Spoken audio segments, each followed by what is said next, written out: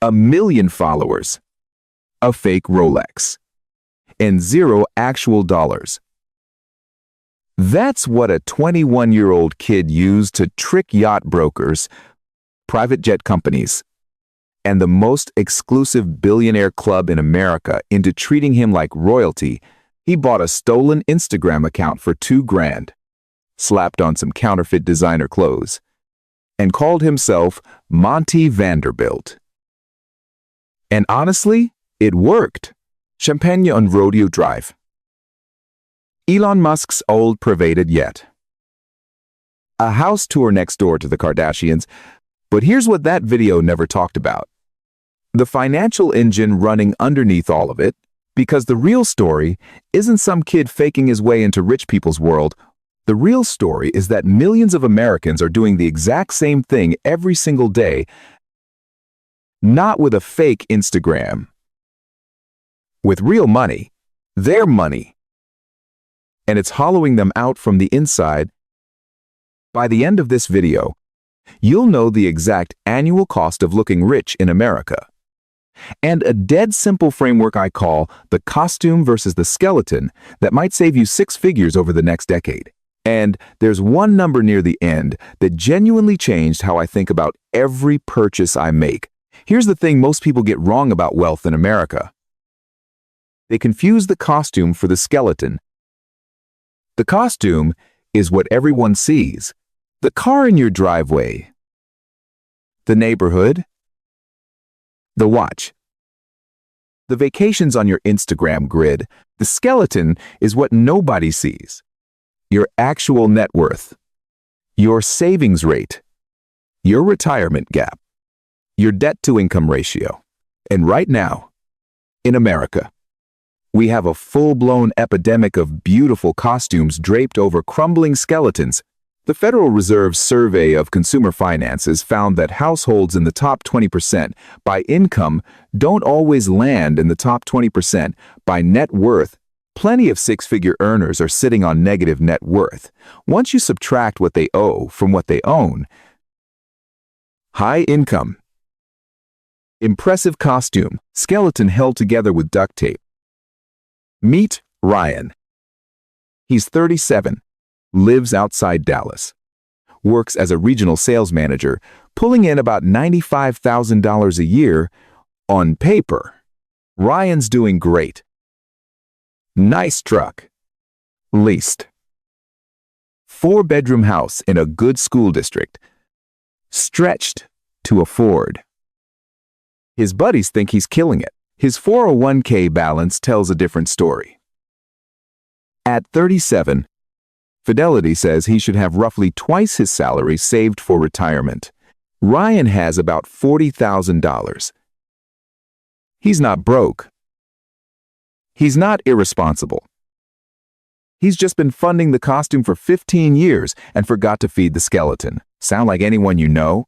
Maybe someone closer than you'd like to admit? Let's put real numbers on the costume.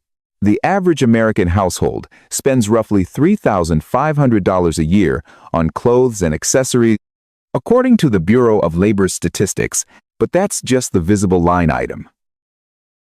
The actual costume is way bigger than your closet. Start with transportation.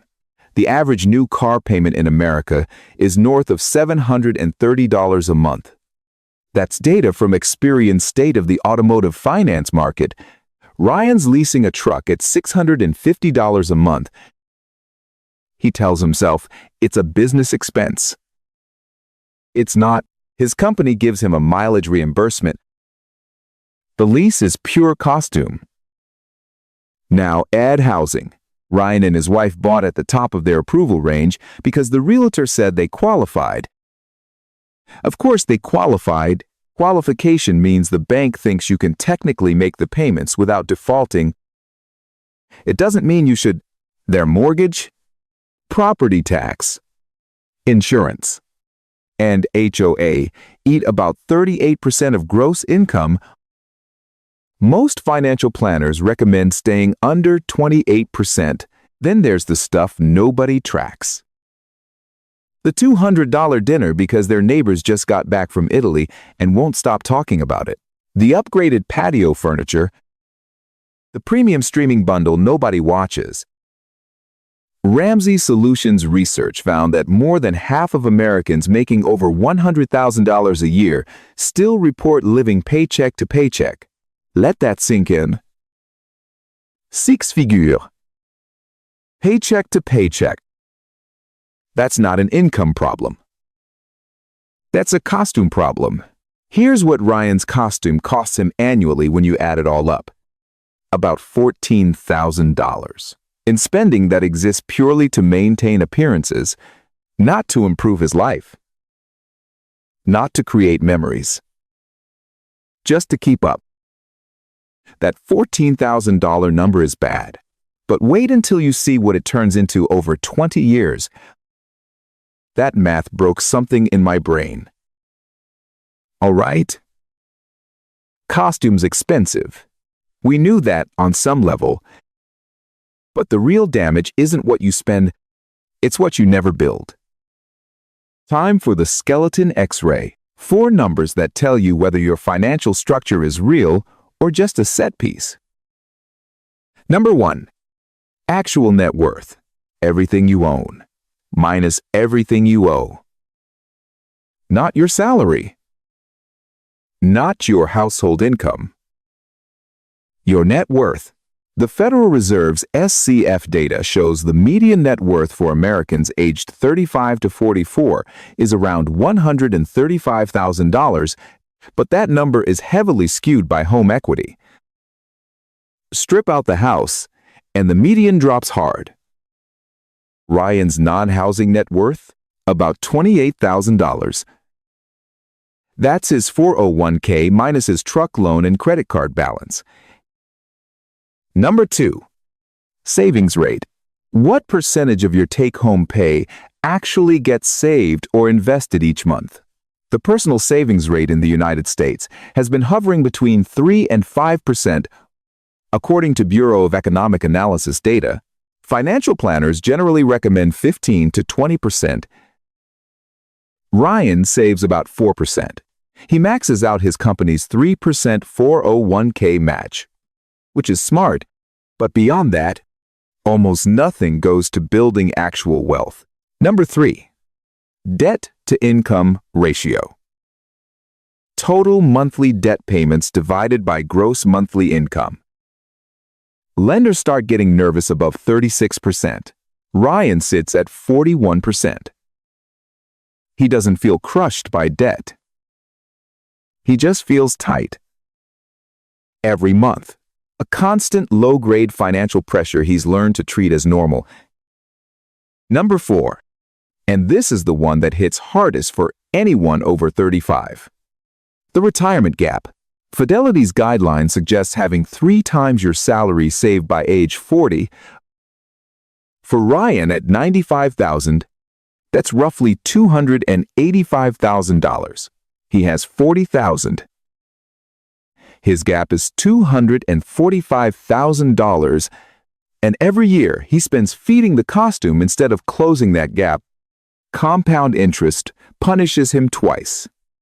Once for the money he spent, and once for the growth that money will never generate. Here's the uncomfortable truth. Nobody in the personal finance world wants to say out loud, budgeting alone won't fix this. You can track every latte from now until retirement and still end up short if the structural spending, the costume, stays intact. That kid in the video, Monty Vanderbilt, he spent $2,000 on a fake Instagram and a few hundred on knockoff clothes. That's his total costume budget. Meanwhile, Ryan, real job, real income, real family, is spending $14,000 a year on his version of the exact same performance. The only difference is Ryan's using real money. At least Monty knew he was faking it. So what do you actually do about it? I want to give you something concrete. Not spend less. That advice is useless without a framework. This is the mirror test. Takes 5 minutes. Grab your last 3 months of bank and credit card statements. Go line by line and ask one question about each purchase. Did I buy this for me or for the mirror? For me means it improved your daily life, created a genuine experience, or moved you toward a goal. For the mirror means it existed, even partly, to signal status, keep up appearances, or avoid feeling behind. Be honest. Nobody's watching. The car payment. Was that for you? Or for the parking lot at work? The house upgrade? For your family's comfort? Or for how it looks when people come over? That watch? Those shoes? Ryan did this exercise. His wife did it separately. When they compared lists, they agreed on about $11,500 in annual mirror spending they could redirect without any real lifestyle downgrade. Not deprivation. Not eating rice and beans. Just honesty. Now, here's the rebuild protocol. 3 moves. First, redirect the lease. When Ryan's truck lease ends in 4 months, he's buying a reliable used vehicle outright. The $650 monthly payment disappears. He's routing $500 of that straight into his 401k, bumping his contribution from 3% to about 9%. The remaining $150 goes to an emergency fund he's never had. Second, automate the gap. He's set up an automatic monthly transfer to a low-cost index fund. Not a specific stock, just broad market exposure. The amount? Whatever his mirror test freed up beyond the car savings. For Ryan, that's roughly $400 a month. Will that close a $245,000 retirement gap? At a hypothetical 7% average annual return over 20-plus years, that monthly contribution alone could grow to well over $200,000. He's not done. But he's no longer standing still. Third, and this is the one people skip, redefine the flex. Ryan started being honest with his friends about money. Not performatively frugal. Not preachy. Just real. We're not doing the lake house rental this year. We're putting that toward the kids' $529 instead. You know what happened? 2 of his buddies admitted they couldn't afford it either. They'd all been performing for each other. If you've ever felt that quiet relief when someone else admits they're struggling too, that's what real wealth feels like. Not the car. Not the house. The freedom to stop pretending. Here's what I want you to do today.